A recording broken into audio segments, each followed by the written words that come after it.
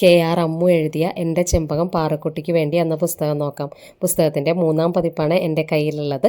പ്രവത ബുക്സാണ് ഇതിൻ്റെ പബ്ലിഷർ. നാട്ടിൻപുറത്തിൻ്റെ ഭംഗിയും നിഷ്കളങ്കതയൊക്കെ പറയുന്ന കഥകളാണ് കേട്ടോ ഇവയിലധികവും. നമ്മൾ ഈ മുത്തശ്ശിമാരുടെ അടുത്തുനിന്നൊക്കെ പണ്ട് കേട്ടു മറന്ന കഥകളെയൊക്കെ ഓർമ്മിപ്പിക്കുന്ന ഒരുപിടി നല്ല കഥകൾ. ആ കഥകളൊക്കെ തന്നെ ചിലപ്പോൾ കെട്ടുകഥകളും നുണക്കഥകളും ഒക്കെ ആകാം. പക്ഷെ ആ കഥകളിലൊക്കെ ഇല്ലേ എന്തെങ്കിലും ഒരു നല്ല കുട്ടി മെസ്സേജ് ഉണ്ടായിട്ടുണ്ടാവും.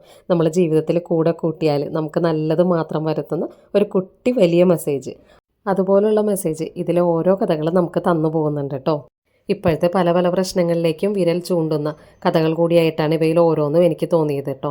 ഭയപ്പെടുത്തുന്ന, കണ്ണും മനസ്സും നനയിപ്പിക്കുന്ന, നിഷ്കളങ്കമായ കുറച്ച് നല്ല കഥകളുള്ള ഒരു കുട്ടി പുസ്തകം എല്ലാവരും ഒന്ന് വായിച്ചു നോക്കൂ കേട്ടോ.